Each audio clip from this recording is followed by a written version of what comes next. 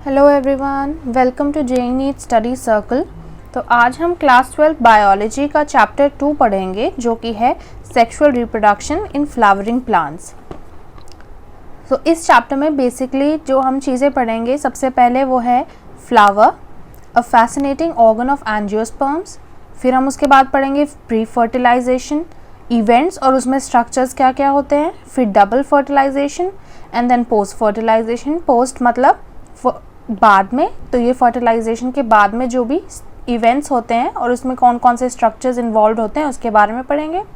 और फिर दो प्रोसेसेस जो कि हैं एपोमिक्सिस एंड पॉलीएम्ब्रियोनी। तो शुरू करते हैं। Are we not lucky that plants reproduce sexually.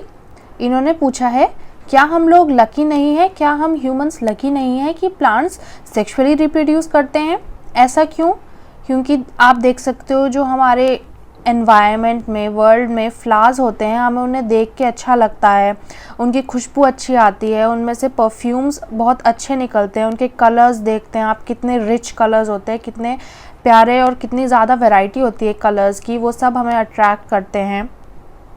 और जो फ्लावर्स होते हैं हमारे प्लांट्स में, उनका मेन फंक्शन होता है सेक्सुअल रिप्रोडक्शन करना। तो अगर प्लांट सेक्सुअली रिप्रोड्यूस ना करते तो हमारे पास जो ये फ्लावर्स होते हैं, इतनी अच्छी चीज़ है हमारे लिए, ये ना प्रेजेंट होते। फ्लावर्स सिर्फ और सिर्फ हमारे यूज़ के लिए, हमारे सेल्फिश यूज़ के लिए नहीं है। सारे flowering plants sexual reproduction show करते हैं। तो ये चीज़ हमारी इंपॉर्टेंट है याद रखनी कि अगर आप किसी भी प्लांट में फ्लावर्स देखेंगे तो इसका मतलब कि वो सेक्सुअली रिप्रोड्यूस करता है, क्योंकि जो फ्लावर्स होते हैं वो प्लांट्स के सेक्सुअल रिप्रोडक्टिव स्ट्रक्चर्स होते हैं। A look at the diversity of structures of inflorescence, flowers and flower parts shows an amazing range of adaptation to ensure formation of the end products of sexual reproduction, the fruits and seeds. तो हमारे जो sexual reproduction के and product हैं, जो कि हमें पता है ऑलरेडी, वो होते हैं फ्रूट्स एंड सीड्स। और इन्होंने बताया है कि हमें इसमें फ्लावर्स में एक बहुत ज़्यादा वो दिखती है डाइवर्सिटी। किस किस चीज़ में दिखती है? फ्लावर में ही दिखती है, उसके पार्ट्स में दिखती है, और एक चीज़ इन्होंने बोली है इन्फ्लोरेसेंस में दिखती है। क्लास 11th में हमने पढ़ा था कि इन्फ्लोरेसेंस होती है कि जो स्टेम है उस पर फ्लावर हमारा किस तरह अरेंज्ड है, किस वे में फ्लावर्स अरेंज्ड है एक स्टेम पे, उसे हम इन्फ्लोरेसेंस कहते हैं। दो तरह की थी, एक होती है जिसपे फ्लावर स्टेम की टिप पे प्रेजेंट होता है, और एक होती है कि स्टेम के चारों तरफ फ्लावर्स प्रेजेंट होते हैं। इस चैप्टर में हम समझेंगे मॉर्फोलॉजी, स्ट्रक्चर और प्रोसेस सेक्सुअल रिप्रोडक्शन के, किसमें? In flowering plants. और फ्लावरिंग प्लांट्स कौन से होते हैं? एंजियोस्पर्म्स। नेक्स्ट हम आ जाते हैं flower, a fascinating organ of angiosperms. यहाँ पे इन्होंने हमें बताया है कि जो ह्यूमन बींग्स की फ्लावर्स के साथ रिलेशनशिप है वो हमेशा से, टाइम इमेमोरियल, मतलब बहुत पहले से है। क्यों? क्या हम फ्लावर्स को कैसे यूज़ करते हैं? फ्लावर्स हमारे लिए ऑब्जेक्ट्स ऑफ एस्थेटिक हैं, ornamental, social, religious, cultural value, मतलब हमारे लिए वो सुंदरता की वजह से हम उन्हें देखते हैं, वो हमें अच्छे लगते हैं देखने में।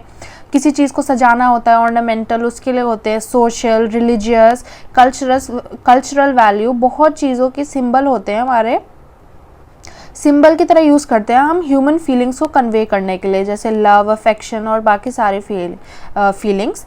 आप अगर इंटरनेट पे, गूगल पे सर्च करेंगे तो आपको ईजिली मिल जाएगा कि अलग अलग जो फ्लावर्स होते हैं, फ्लावर्स को हमने अलग अलग मीनिंग असाइन किए हुए हैं। जैसे कि आपने देखा होगा लव का जो फीलिंग होती है वो ज़्यादातर हम रोज़ के साथ एसोसिएटेड होती है। तो इस तरह हमने फ्लावर्स के साथ कल्चरली बहुत सारे मीनिंग्स और सिंबल्स अटैच किए हुए अपने ह्यूमन फीलिंग्स के। तो फ्लावर्स की ह्यूमंस के साथ बहुत ज़्यादा इम्पोर्टेंस है। बेसिकली कैसे? एस्थेटिक और ऑर्नामेंटल और रिलीजियस वे में भी हमारे उसकी काफ़ी इम्पोर्टेंस है फ्लावर्स की। नेक्स्ट इन्होंने हमें ये दे रखा है important diagram of longitudinal section of flower, LS of flower. तो इसमें इन्होंने हमें इम्पॉर्टेंट पार्ट्स शो किए हुए हैं फ्लावर की, क्या क्या होते हैं। सबसे पहले होती है हमारी, जो हमें दिखती है वो है पेटल्स। पेटल्स हमारे फ्लावर का जो कलरफुल पार्ट होता है, जो हमें सबसे ज़्यादा अट्रैक्टिव लगता है, वो होती हैं पेटल्स। फिर फ्लावर के नीचे ये ग्रीन टाइप की लीव्स टाइप का स्ट्रक्चर होता है, ये आपने नोटिस किया होगा, ये होती हैं सेपल्स। ये हमारा मेल रिप्रोडक्टिव पार्ट होता है फ्लावर्स का। ये क्या होता है, इसमें हमारे दो पार्ट्स होते हैं, ये ऊपर है एंथर और ये नीचे है फिलामेंट। ये फिलामेंट इसका स्टॉक होता है जिसकी हेल्प से ये अटैच्ड रहता है फ्लावर से। और ये हमारा फीमेल रिप्रोडक्टिव पार्ट है फ्लावर का। इसमें हमारे 3 मेन डिविजन्स होते हैं। सबसे ऊपर स्टिग्मा जिसमें हमारा पोलन ग्रेन आता है, फिर स्टाइल जो कि एक लॉन्ग स्टॉक है, इसका हॉलो स्टॉक होता है, इसके थ्रू पोलन ट्यूब जाती है, और यह है ओवरी। ओवरी तो हमें पता है, ओवरी के अंदर हमारे ओव्यूल्स प्रेजेंट होते हैं और यही हमारी फ्रूट में कन्वर्ट होती है। अब ये जो हमारा डायग्राम है, इसको आपको क्वेश्चन 2 तरह से पूछ सकते हैं, लेबलिंग का भी पूछ सकते हैं और ड्रॉ करने का भी पूछ सकते हैं। तो ये तो बहुत इजीली आप इसे 1-2 बार ड्रॉ करके देखोगे तो ये आपको इजीली याद हो जाएगा। नेक्स्ट अब हम चलते हैं प्री फर्टिलाइजेशन इवेंट्स पे। फ्लावर के बारे में हमने पढ़ लिया, अब हम पढ़ते हैं कि फर्टिलाइजेशन होने से पहले क्या क्या स्ट्रक्चर्स होते हैं और ये स्ट्रक्चर्स क्या क्या इवेंट्स परफॉर्म करते हैं। अब यहाँ पे इन्होंने हमें सबसे पहले बताया है कि एक्चुअल जो हमारा फ्लावर होता है प्लांट पे, उसके ग्रो करने से पहले ये डिसीजन हो चुका होता है कि वो फ्लावर कहाँ पे होगा। जैसे ये हमारी स्टेम है, तो ये ऑफ कोर्स ये बात है कि जो हमारा ये स्टेम है, इस पे पहले ही डिसीजन हो जाता है कि हमारा इस जगह पे फ्लावर होगा, यहाँ फ्लावर होगा, कहाँ पे फ्लावर होगा, इसका डिसीजन हो जाता है। सेवरल हार्मोन्स और स्ट्रक्चरल चेंजेस हमारे इनिशिएट करते हैं डिफ्रेंसिएशन और further development of floral primordia. ये फ्लोरल प्राइमोर्डिया जो होती है ये हमारे प्रिसीड करती है, ये हमारे फ्लावर के आने से पहले फ्लोरल प्राइमोर्डिया होती है जिसकी डिफ्रेंसिएशन होती है और फर्दर डेवलपमेंट होती है। किसकी वजह से? सेवरल हार्मोन्स इसके ऊपर काम करते हैं। Inflorescence are formed which bear the floral buds and then the flowers. हमारे इन्फ्लोरेसेंस होती है, इन्फ्लोरेसेंस मैंने आपको बताया था कि जो स्टेम होती है उसके ऊपर अरेंजमेंट जो होती है फ्लावर की, उसको हम कहते हैं इन्फ्लोरेसेंस, कि कैसे अरेंज होंगे फ्लावर उस पर। तो हमारी उस पर स्टेम पे इन्फ्लोरेसेंस फॉर्म होती है जिसमें हमारे फ्लोरल बड्स होते हैं। फ्लोरल बड्स हमारे वो होते हैं, प्रिसीड करते हैं फ्लावर के फॉर्मेशन को। तो ये फ्लोरल बड्स आगे ग्रो करेंगे और फ्लावर फॉर्म करेंगे। जो फ्लावर होता है उसमें मैंने आपको ऊपर बताया मेल और फीमेल रिप्रोडक्टिव स्ट्रक्चर्स होते हैं। मेल जो स्ट्रक्चर होता है, मेल स्ट्रक्चर को हम कहते हैं androecium and female reproductive structure को कहते हैं गाइनोशियम। मैंने आपको जैसे अभी ऊपर डायग्राम में बताया, यहाँ पे भी वही सेम चीज़ कह रहे हैं कि जो एंड्रोशियम होता है, वर्ल्स ऑफ स्टेमन होते हैं उसके अंदर, जो कि हमारा मेल रिप्रोडक्टिव स्ट्रक्चर होता है। ये क्या है? Whorls of स्टेमन। स्टेमन हम इसे कहते हैं। जो ये हमारा एंथर है और ये फिलामेंट है, इस पूरे को हम कहेंगे स्टेमन्स। और गाइनोशियम में हमारा फीमेल रिप्रोडक्टिव पार्ट होता है। तो अब आगे देखते हैं आगे इन्होंने क्या बोला है। ओके, ये अब हम आ गए स्टेमन, माइक्रोस्पोरेंजियम एंड पोलन ग्रेन पे। तो सबसे पहले हम पढ़ेंगे स्टेमन्स के बारे में। पीछे हमने ब्रीफ में पढ़ लिया, अब हम इसके स्ट्रक्चर को अच्छे से डाइसेक्ट करके देखते हैं कि इसमें अंदर क्या क्या पार्ट होते हैं, कैसे अरेंज्ड होते हैं। जो हमारा टिपिकल स्टेमन होता है एंजियोस्पर्म्स में, इसके 2 पार्ट्स होते हैं। क्या होते हैं वो 2 पार्ट्स? सबसे पहला होता है हमारा फिलामेंट, सेकंड होता है एंथर। अब ये दोनों पार्ट्स क्या क्या होते हैं वो देखते हैं। फिलामेंट हमारा होता है लॉन्ग एंड स्लेंडर स्टॉक, जो कि हमारा ये है, इसमें डायग्राम में देखिए, ये जो स्ट्रक्चर है ये है filament and the terminal generally bilobe structure anther. ये हमारा बाइलोब स्ट्रक्चर है, ये है एंथर। बाइलोब का मतलब है कि इसके अंदर 2 लोब्स होते हैं, तो ये एक लोब होगा, ये दूसरा लोब होगा, तो ये बाइलोब स्ट्रक्चर होता है हमारा। और ये जो हमारा फिलामेंट होता है, इसका जो ये प्रॉक्सिमल एंड है, मतलब जो इसका नीचे वाला एंड है, ये हमारा फ्लावर से किस तरह अटैच होता है? ये 2 तरीके से अटैच हो सकता है। सबसे पहले ये थैलेमस से अटैच हो सकता है और पेटल से अटैच हो सकता है। इस चीज़ पे क्वेश्चन आता है, वो आपसे पूछ सकते हैं कि क्या वो फ्लावर से अटैच हो सकता है या कैसे अटैच होता है। तो इसका यही आंसर है। इसके 2 हैं कि आपका थैलेमस से भी हो सकता है और पेटल से भी अटैच हो सकता है। और नंबर और लेंथ स्टेमन की वेरिएबल होती है डिफरेंट फ्लावर स्पीशीज़ में। तो ये जो स्टेमन है इसके नंबर भी डिफ़र कर सकते हैं और इसका साइज़, किसी में स्टेमन ज़्यादा लंबा होगा, किसी में ऐसा भी हो सकता है कि शॉर्ट स्टेमन्स हो। तो ये डिफरेंट स्पीशीज़ के डिफ़र करते हैं आपस में। अब इन्होंने हमें बताया है कि आप 10 फ्लावर लीजिए कहीं से भी अपने एरिया में से, अलग अलग स्पीशीज़ के, और उनकी स्लाइड बना के आप उन्हें ऑब्जर्व करिए, तो आपको नज़र आएगा कि जो ये स्टेमन्स हैं, जबकि ये सेम स्ट्रक्चर है, ये मेल रिप्रोडक्टिव स्ट्रक्चर है, इसका बेसिक ये चीज़ सेम होती है कि भाई एंथर है, ये फिलामेंट है, बाइलोब्ड होगा, नीचे से अटैच्ड होगा, फिर भी इनके बीच में जो आपको वेरिएशन नज़र आएगी साइज़ में स्पेशली, वो काफ़ी ज़्यादा होगी और आप अप्रिशिएट करेंगे कि हमारे नेचर में कितनी ज़्यादा वो है, डाइवर्सिटी है। जो नेक्स्ट इन्होंने जो एंथर है, ये हमारे स्टेमेंस का मेन पार्ट होता है क्योंकि इसी से हमारे पोलन ग्रेन्स बनते हैं, निकलते हैं। तो इसके बारे में इन्होंने डिटेल में बताया है। A typical angiosperm anther is bilobed, each lobe having 2 theca, they are dithecous. तो इस चीज़ को हम कर लेते हैं हाईलाइट। तो इसमें इन्होंने क्या बताया है हमें, ये तो मैंने आपको बता दिया। जो ये हमारा एंथर होता है ये बाइलोब्ड होता है, ये ऐसे इसमें 2 लोब्स, ये इसमें 2 लोब्स प्रेजेंट होते हैं। अब इन 2 लोब्स को इन्होंने फर्दर डिवाइड कर दिया कि जो ये 2 लोब्स होते हैं, हर लोब डिवाइडेड होता है 2 थीका में। तो आप ये देख रहे हैं इसमें, इसको कहते हैं हम लॉन्गिट्यूडनल ग्रूव। ये लॉन्गिट्यूडनल ग्रूव इसको, इस लोब को 2 थीका में डिवाइड कर देता है, इसको डाइथीकस बना देता है। डाई मतलब 2, बाई मतलब भी 2 होता है, तो इसको ये डाइथीकस बना देता है। ये लॉन्गिट्यूडनल ग्रूव होता है। याद रखिए, आपसे अगर पूछे कि किस तरह के ग्रूव से वो डिवाइडेड होता है, तो लॉन्गिट्यूडनल ग्रूव इसको डिवाइड करता है 2 थीका में, लेंथ वाइज इसको सेपरेट कर देता है। ये बोला है ना, longitudinal groove length wise separate कर देता है। अब हम समझने की कोशिश करते हैं कि हमारा एंथर को अगर हम ट्रांसवर्स सेक्शन देखेंगे उसका, तो उसमें किस किस तरह के अलग अलग टिश्यूज़ प्रेजेंट होते हैं। तो इन्होंने बोला है कि अगर हम ट्रांसवर्स सेक्शन देखें उसका, लॉन्गिट्यूडनल सेक्शन होता है ऐसे कट करना स्ट्रेट, और ट्रांसवर्स सेक्शन होता है ऐसे कट करना, जैसे ये कट हुआ है। तो इसमें इन्होंने बोला है कि अगर हम ट्रांसवर्स सेक्शन देखें एंथर का, तो उसका बाइलोब्ड नेचर, मतलब उसके दोनों लोब्स हम ईजिली ऑब्जर्व कर सकते हैं। Anther is a 4-sided tetragonal structure consisting of 4 microsporangia located at corners, 2 in each lobe। यहाँ इन्होंने क्या बोला है कि एंथर जो होता है हमारा 4-साइडेड स्ट्रक्चर होता है। जैसे आप ये देख रहे हैं, ये 4-साइडेड स्ट्रक्चर है हमारा एंथर। इसमें ये 4 साइड्स हैं और इसमें 4 माइक्रोस्पोरेंजिया होती हैं। जो ये पार्ट है इसको हम कहते हैं माइक्रोस्पोरेंजिया। और हर लोब में, ये 2 लोब में डिवाइडेड है ना, ये 2 लोब है, तो हर लोब में 2 होती हैं। तो इस तरह टोटल हमारी 4 माइक्रोस्पोरेंजिया होती हैं। माइक्रोस्पोरेंजिया हमारी फर्दर डेवलप करती है और बन जाती है पोलन सैक। इसमें जो हमारी माइक्रोस्पोरेंजिया है वो लॉन्गिट्यूडनली ग्रो करती है लेंथ ऑफ एंथर में और पूरी पैक हो जाती है पोलन ग्रेन के साथ। तो आप ये देख सकते हैं, इन्होंने पोलन ग्रेन पूरे नीचे तक पैक्ड होते हैं इसमें। अब स्ट्रक्चर ऑफ माइक्रोस्पोरेंजिया पढ़ लेते हैं। हम ऊपर तो देख लिया हमने कि 4 माइक्रोस्पोरेंजिया होती हैं। याद रखिए कि एंथर में 4 माइक्रोस्पोरेंजिया होती हैं। अगर हम ट्रांसफर सेक्शन देखें एक टिपिकल माइक्रोस्पोरेंजिया का, तो हमें दिखाई देगा कि इसकी शेप ऑलमोस्ट सर्कुलर होती है। जो हमारी माइक्रोस्पोरेंजिया होती है इसके चारों तरफ 4 लेयर्स होती हैं, 4 लेयर से सराउंडेड होती है। ये क्या क्या होती हैं? ये एपिडर्मिस, एंडोथीकियम, मिडल लेयर और टेपेटम। ये अभी हम इसका आगे नेक्स्ट पेज पे डायग्राम देखेंगे। जो हमारी ये 3 बाहर की लेयर होती हैं, एपिडर्मिस, एंडोथीकियम और मिडल लेयर, इनके हमारे जो फंक्शन होता है मेन, ये होता है प्रोटेक्शन का।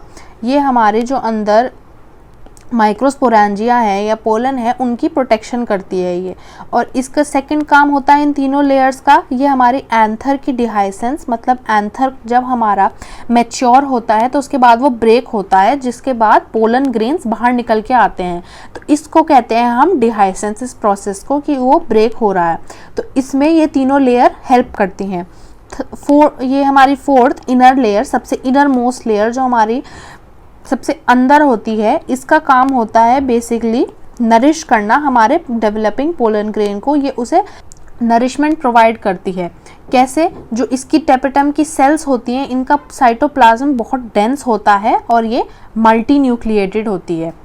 तो इसे हम हाईलाइट कर लेते हैं कि इनका काम होता है प्रोटेक्शन का और डिहाइसेंस का। टेपेटम का काम होता है नरिशमेंट का, और ये क्या, डेंस इसका साइटोप्लाज्म होता है और मल्टी न्यूक्लिएटेड होती है। तो इसका आपका क्वेश्चन आ सकता है लेयर्स को लिस्ट करने का, कि कैसे कैसे लेयर्स होती हैं, बाहर से अंदर, अंदर से बाहर, या फिर लेयर्स का क्या फंक्शन होता है। ये बोर्ड्स और नीट के हिसाब से, दोनों के हिसाब से इम्पॉर्टेंट क्वेश्चन है आपका। नेक्स्ट इन्होंने हमें बताया कि जब हमारा एंथर यंग होता है, मतलब पोलन ग्रेन अभी उसमें ढंग से फॉर्म नहीं हुए होते हैं, उसमें पोलन ग्रेन नहीं फॉर्म होते, तो हमारा एक कॉम्पैक्टली अरेंज होमोजेनस सेल्स होती हैं, उसमें ग्रुप होता है उसका, उसे हम कहते हैं स्पोरोजेनस टिश्यू, जो कि हमारे हर माइक्रोस्पोरेंजिया के बीच में प्रेजेंट होते हैं, इसको कहते हैं स्पोरोजेनस टिश्यू। तो इसको कर लेते हैं हम हाईलाइट। ये हमारा स्पोरोजेनस टिश्यू है। ये हमारा जब एंथर यंग होता है तो उसमें एक ग्रुप ऑफ सेल्स होती हैं जो कि माइक्रोस्पोरेंजिया के बीच में प्रेजेंट होती है। नेक्स्ट हम एक बार इसको माइक्रोस्पोरोजेनेसिस को पढ़ने से पहले एक बार इनका आगे जो डायग्राम दे रखा है सेल्स का वो देख लेते हैं, लेयर्स का। ओके, ये इन्होंने हमें दिया है यहाँ पे transverse section of a young anther. तो हम पूरा स्टार्टिंग से एक बार इसको देखते हैं किस तरह था हमारा एंथर का स्ट्रक्चर। सबसे पहले हमारे एंथर बायलोब्ड है, तो ये इसके 2 लोब हो गए। ओके, अब हर लोब में 2 थीका है, डायथीकस है, तो ये इसके डायथीका हो गए। ये बीच में से डिवाइडेड है, ये डिवाइडेड है, 4 थीका हो गए हमारे टोटल एंथर में। और फिर हर थीका में एक माइक्रोस्पोरेंजिया प्रेजेंट होता है। तो ये है हमारा माइक्रोस्पोरेंजिया, जो कि हमने पढ़ा था नियरली सर्कुलर होता है। ये आप देख सकते हैं नियरली सर्कुलर है ये। और फिर नेक्स्ट क्या था, हर माइक्रोस्पोरेंजिया के बीच में हमारा एक कॉम्पैक्ट सेल्स होती है, होमोजेनस सेल्स का ग्रुप होता है जिसे हम कहते हैं स्पोरोजेनस टिश्यू। तो ये बीच में जो है ये है स्पोरोजेनस टिश्यू। और इसकी फिर लेयर्स पढ़ते हैं। ये यहाँ पे इतने अच्छे से नज़र नहीं आ रही लेयर्स, तो इन्होंने इस सेक्शन को इसे यहाँ पे जूम करके दिखाया है। क्या है ये, enlarge view of one microsporangium showing wall layers. तो सबसे बाहर की थी एपिडर्मिस, फिर उसके अंदर एंडोथीकियम, फिर मिडल लेयर। इन तीनों का काम होता है प्रोटेक्शन और डिहाइसेंस ऑफ एंथर। डिहाइसेंस मतलब एंथर ब्रेक होगा, उसके बाहर पोलन ग्रेन निकल के आएंगे। फिर उसके अंदर क्या होती है, टेपिटम। टेपिटम हमारी मल्टी न्यूक्लिएटेड डेंस साइटोप्लाज्म होता है इसका, और इसका काम होता है नरिशमेंट प्रोवाइड करना हमारे ग्रोइंग पोलन्स को। और फिर ये इन्होंने हमें अंदर दिया है माइक्रोस्पोर मदर सेल्स। अब ये माइक्रोस्पोर मदर सेल्स क्या है, ये हम अभी माइक्रोस्पोरोजेनेसिस का प्रोसेस पढ़ते हैं और उसमें हमें पता लगेगा कि ये क्या है। नेक्स्ट इन्होंने ये दिखा रखा है डायग्राम ऑफ मैच्योर डिहाइस्ड एंथर। मतलब ये देख रहे हैं आप, जैसे एंथर ये ब्रेक हो गया यहाँ से, ये जब मैच्योर हो जाता है तो ब्रेक हो जाता है, और ये छोटे छोटे पोलन ग्रेन्स हैं, ये बाहर निकल के आएंगे। देखिए यहाँ से निकल के आएंगे बाहर। ओके, नाउ माइक्रोस्पोरोजेनेसिस पढ़ते हैं क्या है। माइक्रोस्पोरोजेनेसिस हमारा प्रोसेस होता है पोलन ग्रेन्स के फॉर्म होने का। माइक्रोस्पोर के फॉर्म होने का प्रोसेस होता है माइक्रोस्पोरोजेनेसिस। आगे हम मेगास्पोरोजेनेसिस भी पढ़ेंगे। इन दोनों के बीच में मैंने बहुत बार देखा है कि लोगों को कन्फ्यूजन हो जाता है, वो इंटरचेंज कर देते हैं। तो आपको याद रखना है माइक्रो हमारा मेल का होगा, इसमें हमारे माइक्रोस्पोर्स मेल के होते हैं हमेशा। तो इसमें क्या होता है, एंथर डेवलप होता है। जो हमारी स्पोरोजेनस टिश्यू की सेल्स थी वो मियोटिक डिवीजन अंडरगो करती हैं, माइक्रोस्पोर टेट्राड फॉर्म करती हैं। तो क्या था हमारा यंग जो एंथर हमने पढ़ा था, यंग एंथर में क्या होता है, हमारे जो हर माइक्रोस्पोरेंजिया होती है उसके बीच में एक वो होता है कॉम्पैक्ट सेल्स। इसको क्या कहते हैं, ग्रुप ऑफ कॉम्पैक्ट सेल्स को हम कहते हैं स्पोरोजेनस टिश्यू। अब ये जो स्पोरोजेनस टिश्यू है हमारा, ये हमारा मियोटिक डिवीजन मतलब रिडक्शन डिवीजन अंडरगो करता है। मियोटिक डिवीजन में हमारे प्लॉइडी हाफ हो जाती है ना, 2n डिप्लॉइड होती है तो वो n बन जाती है। तो इसमें हमारा जो स्पोरोजेनस टिश्यू होता है ये मियोटिक डिवीजन अंडरगो करता है और क्या फॉर्म करता है, माइक्रोस्पोर टेट्राड। क्योंकि मियोसिस में हमारी एंड सेल्स हमेशा 4 फॉर्म होती है, माइटोसिस में हमारे ऐसे डिवाइड हो जाता है 2 में, तो ये 2 फॉर्म होती है। मियोसिस में हमारा पहला स्टेप होता है मियोसिस 1 और फिर ये आगे डिवाइड होते हैं, तो टोटल हमारे मियोसिस में 4 सेल्स फॉर्म होती हैं। तो इसलिए हम इसको कह रहे हैं माइक्रोस्पोर टेट्राड, क्योंकि हमारी 4 फॉर्म हुई है। टेट्रा मतलब 4, तो इसको कर लेते हैं हम हाईलाइट। और फिर इन्होंने पूछा है what would be the ploidy of the cells of the tetrad. तो फॉर्म हमेशा क्योंकि मियोटिक डिवीजन हुआ है तो ऑफ कोर्स प्लॉइडी होगी n, मतलब ये होंगे हमारे हेप्लॉइड, प्लॉइडी हेप्लॉइड होगी इसकी।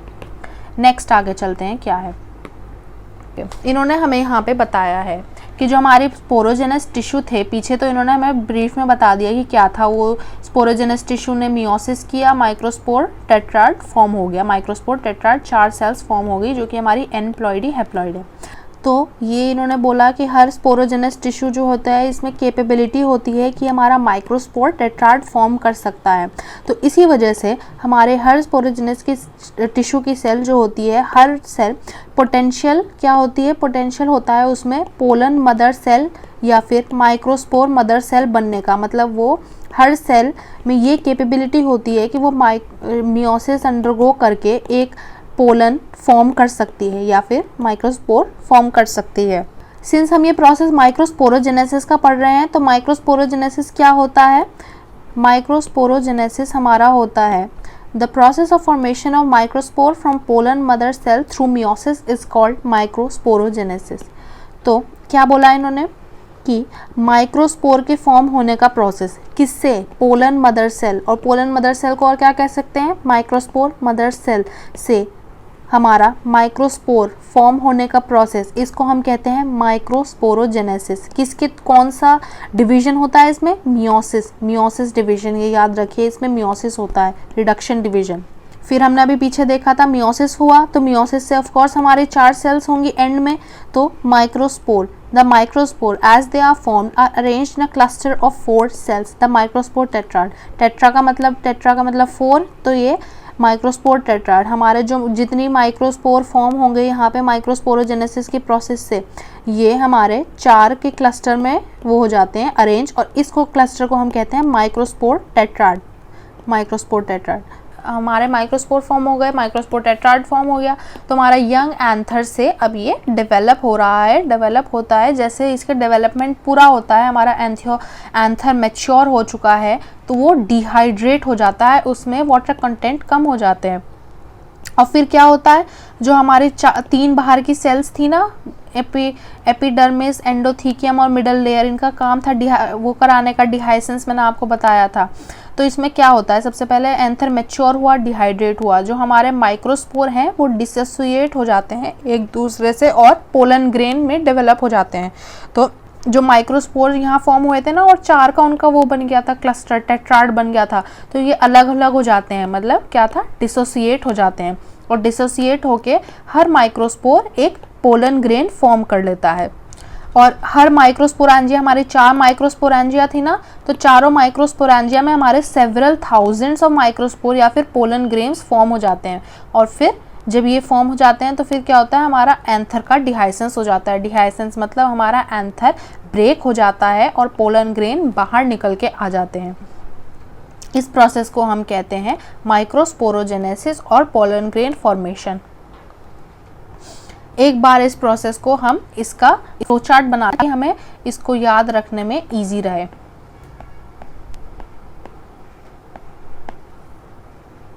सबसे पहले हमने क्या पढ़ा था कि हमारा बेसिकली इन्होंने शॉर्ट में जो हमें बताया था, क्या होता है कि हमारा एंथर जब हमारा एंथर यंग होता है तो फिर उसमें से स्पोरोजेनस टिश्यू होते हैं हमारे माइक्रोस्पोर के अंदर, माइक्रोस्पोरेंजियम के अंदर, वो मियोसिस का प्रोसेस करते हैं और माइक्रोस्पोर टेट्राड फॉर्म करते हैं। तो इसको थोड़ा डिटेल में हम यहाँ पे इसका फ्लो चार्ट बना लेते हैं कैसे होता है।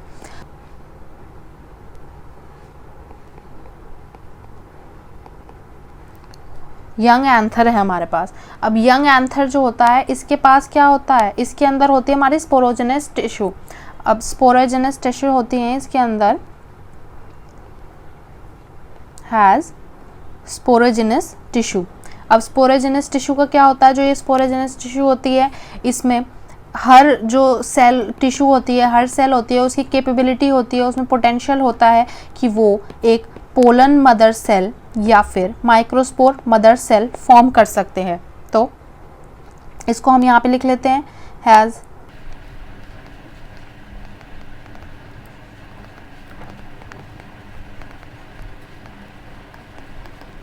अभी हमारे पास एक आ गया यहाँ पे पोलन मदर सेल, ये हमारी है पोलन मदर सेल।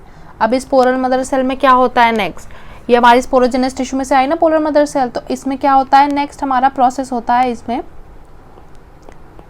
मियोसिस का। मियोसिस मैं इतनी बार बोल चुकी हूँ, मियोसिस हमारा होता है रिडक्शन डिवीजन। तो हमारा इसमें क्या फॉर्म होगा, माइक्रोस्पोर फॉर्म होगा, माइक्रोस्पोर फॉर्म हुआ। अब ये जो माइक्रोस्पोर फॉर्म हुआ, ये हमारे 4 फॉर्म होंगे, तो ये 4 आपस में मिलके हमारा चार आपस में मिलके हमारा क्या फॉर्म कर देंगे नेक्स्ट, माइक्रोस्पोर टेट्राड। अब ये माइक्रोस्पोर जो टेट्राड हमारा फॉर्म हुआ, ये क्या होता है, ये हमारा क्लस्टर ऑफ 4 माइक्रोस्पोर होता है, क्लस्टर ऑफ 4 सेल्स, टेट्रा मतलब 4। अब हमारा जब एंथर हल्का सा मैच्योर होगा तो वो डिहाइड्रेट होगा। जब ऐसा होगा तो हमारे ये जो माइक्रोस्पोर टेट्राड था ये हमारा डिसोसिएट हो जाएगा, माइक्रोस्पोर अलग अलग हो जाएंगे। तो जो हमारे माइक्रोस्पोर इसमें से अलग अलग होंगे, फिर क्या होगा, हमारे माइक्रोस्पोर अलग अलग हो गए और हर माइक्रोस्पोर हमारा क्या फॉर्म करेगा, पोलन ग्रेन।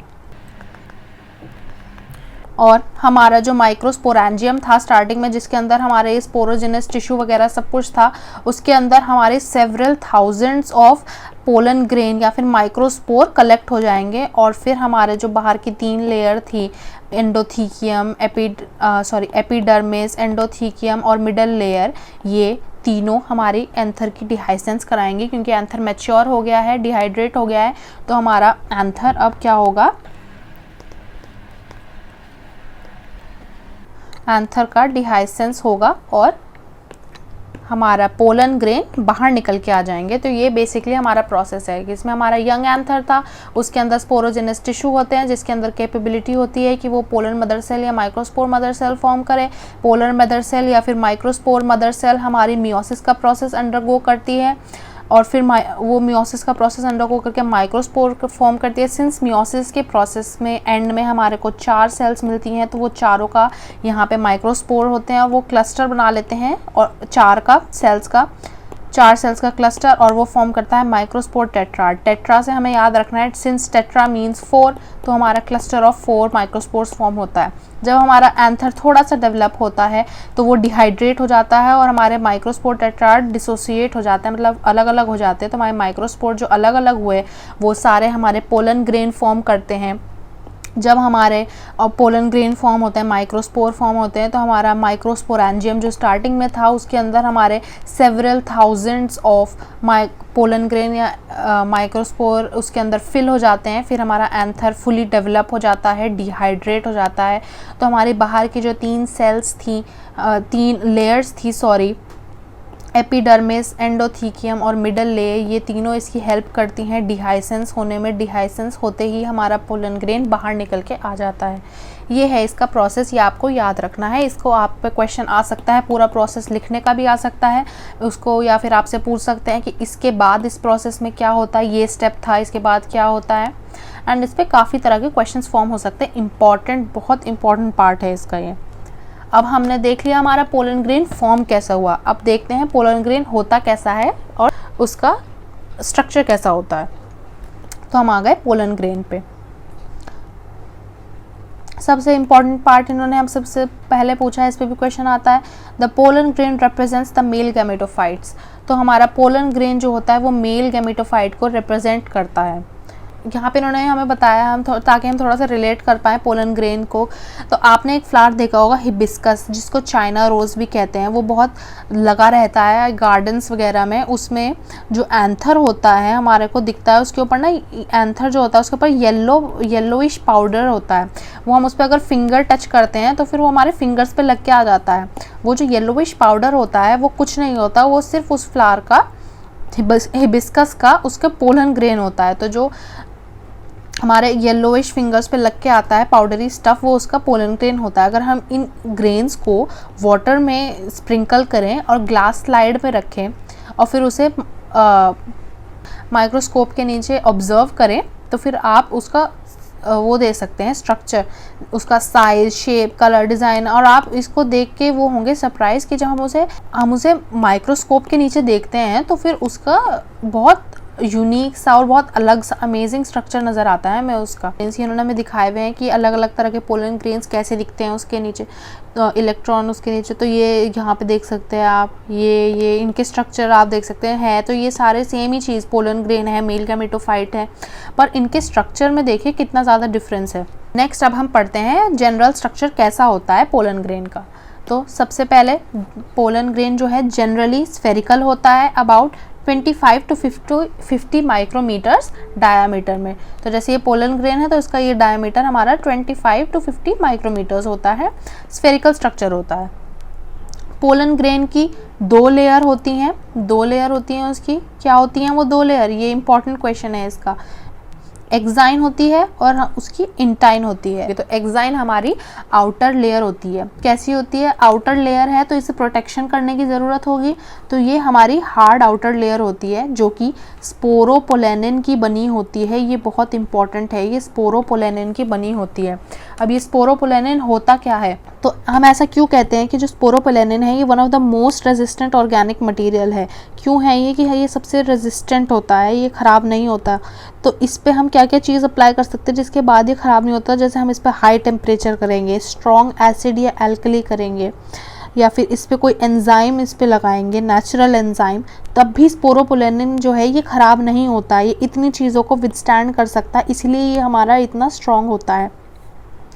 और इसीलिए और ये हमारे पोलन ग्रेन को बहुत अच्छे से प्रोटेक्टेड रखता है। तो ये क्या क्या चीज़ें विदस्टैंड कर सकता है, इसको हम हाईलाइट कर लेते हैं। ये हमारा विदस्टैंड कर सकता है हाई टेम्परेचर, स्ट्रॉन्ग एसिड या एल्कली मतलब बेसिक, और क्या? एंजाइम इसे डिग्रेड नहीं कर सकते। कोई नेचुरल जो एंजाइम होता है वो स्पोरोपोलेनिन को नहीं ख़राब कर सकता। ऐसा हमें आज तक कोई एंजाइम नहीं मिला है, सो फार नोन। जैसे जो ये एक्साइन होती है इसमें हमारे कुछ कुछ प्रोमिनेंट अपर्चर्स मतलब कुछ कुछ होल्स होते हैं जिसको हम कहते हैं जर्म पोर। ये है हमारा जर्म पोर जहाँ पे हमारे स्पोरोपोलेनिन एब्सेंट होती है जो हमारा। और फिर नेक्स्ट इन्होंने बोला है कि पोलन ग्रेन का जो हमारे फॉसिल्स के फॉर्म में प्रिजर्व हो जाती है वो किसकी वजह से होती है? स्पोरोपोलेनिन की वजह से होती है, क्योंकि ये इसका हार्डेस्ट पार्ट है, जो उसकी हार्ड आउटर लेयरिंग है उसकी वजह से प्रिजर्व हो जाती है। एक्साइन जो होती है वो हमारे फैसिनेटिंग अरे of patterns and designs show करती है, मतलब हमारे उसमें बहुत सारे पैटर्न्स, बहुत सारे डिज़ाइंस हम ऑब्जर्व कर सकते हैं, बहुत ज़्यादा वैरायटी होती है। Why do you think exine should be hard? What is the function of germ pore? तो क्यों लगता है आपको कि एक्साइन हार्ड होनी चाहिए? ऑफ कोर्स बाहर की लेयर है तो प्रोटेक्शन ज़रूरी है, और ये जो हमारा मेल गैमेटोफाइट है अगर ये फीमेल तक नहीं पहुंच पाएगा, उसे पहुंचने से पहले ही इसको कुछ ना कुछ हो जाएगा, या एंजाइम ने डिग्रेड कर दिया, हाई टेम्परेचर से ख़राब हो गया, या फिर स्ट्रॉन्ग एसिड या कुछ उसकी वजह से ख़राब हो गया, तो फिर कैसे हमारा रिप्रोडक्शन का प्रोसेस हो पाएगा और फिर कैसे आगे चलेगी स्पीशीज़। तो इसीलिए ये चीज़ ज़रूरी है कि इसकी बाहरी हार्ड आउटर कवरिंग हो ताकि इसकी प्रोटेक्शन हुई रहे। नेक्स्ट इन्होंने हमसे पूछा है कि जर्म पोर क्यों होती है, जर्म पोर का फंक्शन क्या होता है। जर्म पोर अभी पढ़ा, स्पोरोपोलेनिन का वो है, स्पोरोपोलेनिन जहाँ पे एब्सेंट होता है। जर्म पोर का मेन फंक्शन ये होता है कि जब हमारी पॉलिनेशन हो जाती है तो उसके बाद पोलन ग्रेन जब हमारा स्टिग्मा पे गिरता है और फिर जर्मिनेट करता है, और जर्मिनेट करने के बाद क्या होता है उसका? जर्मिनेट करने के बाद हमारे जो पोलन ग्रेन है उससे एक वो निकल के आती है पोलन ट्यूब, जो कि हमारे ओवरी तक जाएगी, ओव्यूल्स को करेगी और वो सब होगा, वो आगे देखेंगे। बट जो पोलन ट्यूब है वो निकलने के लिए उसको कहीं से जगह भी तो चाहिए, वो जो उसको स्पोरोपोलेनिन को तोड़ के तो नहीं निकल सकती। तो जो ये जर्म पोर होते हैं वो उसके थ्रू निकलती है और उसके थ्रू जाती है। नेक्स्ट हम लेयर पढ़ते हैं इंटाइन। इंटाइन अभी एक्साइन पढ़ा, इंटाइन इनर लेयर होती है पोलन ग्रेन की। ये किस चीज़ की बनी होती है भाई? बाहर वाली तो इतनी उसकी स्ट्रॉन्ग की बनी थी, तो अंदर वाली किसकी बनी है? ये थिन एंड कंटिन्यूस लेयर होती है सेल्यूलोस और पेक्टिन की। इसमें ये चीज़ याद रखिए, कंटिन्यूस लेयर होती है, थिन तो होती है, कंटिन्यूस लेयर होती है। जैसे बाहर जर्म पोर्स थे, अंदर कुछ पोर वगैरह कुछ नहीं होता है, कंटिन्यूस लेयर होती है, सेल्यूलोस और पेक्टिन की बनी होती है। और फिर नेक्स्ट हमारा आ जाता है the cytoplasm of pollen grain is surrounded by plasma membrane. तो जो हमारा साइटोप्लाज्म होता है पोलन ग्रेन के अंदर उसकी एक प्लाज्मा मेम्ब्रेन भी होती है। ये तो हमने पढ़ लिया कि उसकी कैसे लेयर्स होती है, एक्साइन, एंटाइन, प्लाज्मा मेम्ब्रेन वगैरह। अब जो हमारा पोलन ग्रेन होता है अंदर से कैसा दिखता है? तो जब हमारा पोलन ग्रेन मैच्योर हो जाता है तो उसके अंदर हमारी 2 सेल्स होती हैं, वेजिटेटिव सेल्स और जनरेटिव सेल। ये हमारे पोलन ग्रेन के अंदर होती है। सबसे पहले देख लेते हैं वेजिटेटिव सेल का। तो वेजिटेटिव सेल की इन्होंने चीज़ें लिखी है, वो बिगर होती है, अबंडेंट फूड रिजर्व होता है, लार्जली इरेगुलर शेप्ड न्यूक्लियस होता है। तो हमारी वेजिटेटिव सेल होती है वो दोनों जो होती हैं वेजिटेटिव और जनरेटिव, इनमें दोनों में बड़ी वेजिटेटिव होती है। इसमें फूड रिजर्व भर भर के होता है, बहुत ज़्यादा फूड रिजर्व होता है पोलन ग्रेन के लिए, और इसका न्यूक्लियस लार्ज होता है और इर्रेगुलर शेप होता है। सेकंड आ जाती है हमारी जनरेटिव सेल। इसमें क्या होता है, वो हमारे हमने बोला ना वो लार्ज होती है, बिगर होती है, तो ये स्मॉल हो गई। अब ये स्मॉल है तो ये हमारे साइटोप्लाज्म में फ्लोट करती है। किस चीज़ के साइटोप्लाज्म में फ्लोट करती है? वेजिटेटिव सेल के साइटोप्लाज्म में फ्लोट करती है। और ये इसकी शेप कैसी होती है? Spindle shape. स्पिंडल मतलब ऐसी शेप होती है इसकी, ऐसी स्पिंडल शेप की होती है ये। और इसका साइटोप्लाज्म जो होता है डेंस होता है। इसमें एक बार मैं आपको बता देती हूँ, ये इन्होंने यहाँ पे मैं डायग्राम दिया हुआ है ना इसका, तो ये हमारी बड़ी वाली जो सेल है ये तो वेजिटेटिव हो गई, ये बड़ी है, देखो दोनों के कंपैरिजन में इसका न्यूक्लियस भी लार्ज और इरेगुलर है। फिर ये जनरेटिव सेल है स्पिंडल शेप, इसमें इसके साइटोप्लाज्म में फ्लोट करती है और ये इससे वो है स्मॉलर। अब इन over 60% of angiosperms pollen grain जो होते हैं हमारे 2 सेल स्टेज पे शेड हो जाते हैं। 2 सेल स्टेज कैसी होती है? ये हमारी 2 सेल स्टेज है जिसमें एक वेजिटेटिव सेल होती है, एक जनरेटिव सेल होती है। तो 60% ऑफ एंजियोस्पर्म्स में हमारी 2 सेल स्टेज पे हो जाती है। अब ऐसा इन्होंने बोला है 40% में क्या होता है, बाकी में क्या होता है? रिमेनिंग स्पीशीज़ में जो हमारी जनरेटिव सेल होती है ये डिवाइड करती है और 2 मेल गैमीट्स फॉर्म कर देती है। अब किस तरह डिवाइड करती है, ये चीज़ हमेशा इंपॉर्टेंट याद रखनी होती है कि किस तरह के डिवीजन से डिवाइड कर रही है। तो माइटोटिकली मतलब माइटोसिस, इक्वेशन, डिवीजन। तो जब ये ऐसे 2 डिवाइड करके 2 मेल गैमेट फॉर्म किया तो कितनी सेल स्टेज हो गई? 3 सेल स्टेज हो गई। तो 40% में हमारी 3 सेल स्टेज होती है हमारी ये। इसमें हम देखते हैं जैसे ये हमारी 2 सेल स्टेज है तो इसमें ये जनरेटिव सेल आगे डिवाइड कर देती है और कैसी हो जाती है, ये वेजिटेटिव है हमारी बड़ी और ये 2 हो जाते हैं, ये 2 हमारे मेल गैमेट्स हो गए 2। अब हम जब ये 2 में डिवाइड करेंगे तो हम ये नहीं बोलेंगे कि 2 जनरेटिव सेल्स फॉर्म हो गए, हम कहेंगे 2 मेल गैमेट्स फॉर्म हो गए। ओके, ये चीज़ याद रखनी है, इस पे भी क्वेश्चन आता है। और हाँ, जो ये यहाँ पे 2 मेल गैमेट्स फॉर्म हुए, ये वहाँ पे जब आगे जाके हमारा फर्टिलाइजेशन का प्रोसेस होता है तो 2 मेल गैमेट्स चाहिए ही चाहिए होते हैं।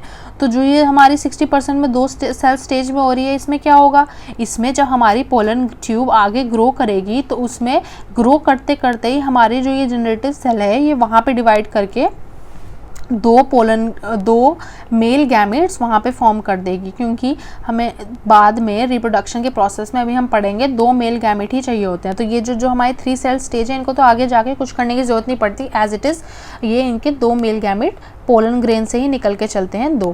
पर इसमें हमारी जो ये 2 सेल स्टेज वाली है, जब पोलन ट्यूब फॉर्म होगी उस टाइम पे ये चलते हैं, उसमें पोलन ट्यूब की फॉर्मेशन के साथ साथ ही अपने 2 में डिवाइड करके 2 मेल गैमेट बना लेते हैं।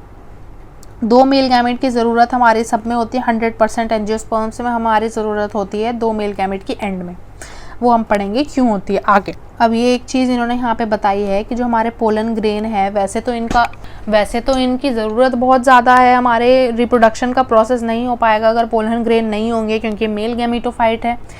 पर ह्यूमन बींग्स में क्या होता है, पोलन ग्रेन की काफ़ी सारी स्पीशीज़ हमें एलर्जीज़ और ब्रोंकियल एफ्लिक्शंस करती हैं कॉज, जिसकी वजह से क्रॉनिक रेस्पिरेटरी डिसऑर्डर्स होते हैं जैसे कि एज़मा और ब्रोंकाइटिस। तो जो पोलन ग्रेन होते हैं वो किसी स्पीशीज़ के वो ह्यूमन बींग्स में एलर्जीज फॉर्म करते हैं या फिर ब्रोंकियल एफ्लिक्शंस, मतलब हमारे रेस्पिरेटरी ट्रैक्ट में कुछ ना कुछ प्रॉब्लम्स फॉर्म हो जाती है इसकी वजह से। क्रॉनिक रेस्पिरेटरी डिसऑर्डर्स इन्होंने हमें बताए हैं, एग्जाम्पल दिया जैसे कि एज़मा या फिर ब्रोंकाइटिस, ये इसकी वजह से हो जाते हैं। फिर इन्होंने हमें एग्जाम्पल दिया है पार्थीनियम या फिर कैरेट ग्रास का। ये पार्थीनियम या कैरेट ग्रास क्या है, हमारे इंडिया में इम्पोर्टेड वीट आया था एक बार, वो इम्पोर्टेड वीट जो था बाहर से आया था और उसके साथ कंटेमिनेंट की तरह ये कैरेट ग्रास या पार्थीनियम भी लग के आ गई थी। मतलब हमने ये बुलाई नहीं थी कि हमें चाहिए ये कैरेट ग्रास यहाँ पे आ जाए, ये उसके साथ कंटेमिनेंट की तरह मतलब उसके साथ मिली हुई आ गई थी और ये बहुत ज़्यादा प्रॉब्लम कॉज करती है, बहुत ज़्यादा एलर्जीज कॉज करती है। बट अब ये तो हमने देख लिया कि एलर्जीज कॉज करती है, अब बट पोलन ग्रेन को काफ़ी लोग उसे उसकी तरह भी यूज़ करते हैं, न्यूट्रिएंट की तरह, हमारे सप्लीमेंट्स की तरह भी यूज़ करते हैं। कैसे करते हैं देखते हैं। तो ये जो हमारे पोलन ग्रेन होते हैं ये रिच इन न्यूट्रिएंट्स होते हैं, ये हम कर लेते हैं हाईलाइट। ये हमारे रिच इन न्यूट्रिएंट्स होते हैं। तो रिसेंट हमारे ईयर्स में फैशन बन गया है कि जो पोलन वो होती है ग्रेन, उसकी टैबलेट्स बना दी फूड सप्लीमेंट्स की तरह। तो हम जैसे और चीज़ों के फूड सप्लीमेंट्स लेते हैं ना, ऐसे पोलन, इसके भी पोलन ग्रेन के भी, इसको इन्होंने किस तरह कन्वर्ट करके इसके फूड सप्लीमेंट्स बना दिए। वेस्टर्न कंट्रीज़ में क्या होता है, large number of pollen products मिलते हैं, जैसे टैबलेट्स, सिरप्स मार्केट में अवेलेबल होते हैं कंजम्पशन के लिए। और कहा जाता है कि पोलन, इसकी कंजम्पशन से एथलीट्स और रेस हॉर्स की परफॉर्मेंस में इंक्रीज आता है। तो ये देखो इन्होंने यहाँ पे हमें फ़ोटो दे रखी है, जैसे टैबलेट्स हैं, ये इतने प्रोडक्ट्स दे रखे हैं, energy shake, pollen cream, pollen extract, और ये भी सप्लीमेंट दे रखा है। तो ये पोलन ग्रेन के अच्छे भी यूज़ होते हैं, और वो जो हमारा वो हमने कैरेट ग्रास पार्थीमियम का देखा था, ये इसका बुरा इफेक्ट भी होता है। तो हर चीज़ का अच्छा और बुरा इफेक्ट होता है, ऐसे ही पोलन ग्रेन का भी होता है। यहाँ पे इन्होंने बोला है कि जो हमारा पोलन ग्रेन है, जब वो एक बार शेड हो गया तो उसे स्टिग्मा पे लैंड होना होता है अपनी वायबिलिटी लूज़ करने से पहले। वायबिलिटी मतलब अपने फर्टिलाइज करने की कैपेबिलिटी को लूज़ करने से पहले, ख़राब होने से पहले उसे स्टिग्मा पे फॉल होना होता है ताकि फर्टिलाइजेशन का प्रोसेस हो जाए। अब how long do you think the pollen grains retain viability? अब ये तो स्पीशीज़ टू स्पीशीज़ डिपेंड करता है, हर स्पीशीज़ का अलग पीरियड होता है। आप इजीली गूगल पे सर्च कर सकते हो कि क्या होता है वो पीरियड, तो डिपेंड करता है। अब ये the period from which pollen grain remain viable is highly variable, ये मैंने बोला आपको अलग अलग होता है हर स्पीशीज़ का, और वो डिपेंड करता है हमारा टेम्परेचर पे, ह्यूमिडिटी पे, और भी चीज़ों पे डिपेंड करता है। बट ये काफ़ी ये एक्सटर्नल फैक्टर्स है जिन पे वो बेसिकली मेनली डिपेंड करता है, टेम्परेचर और ह्यूमिडिटी पे। और in some cereals such as rice and wheat, pollen grain हमारा वायबिलिटी लूज़ कर देता है बहुत जल्दी। और कितना जल्दी? 30 मिनट्स रिलीज़ के बाद। तो देख सकते हैं आप, ये तो बहुत ही कम टाइम पीरियड है उनके पास ये फर्टिलाइज करने के लिए। सिर्फ निकलते ही उसके 30 मिनट्स के बाद वो वायबिलिटी लूज़ कर देता है। ये इंपॉर्टेंट मार्क कर लेते हैं यहाँ पे कि 30 मिनट्स के बाद इन सम सीरियल्स वो लूज़ कर देता है।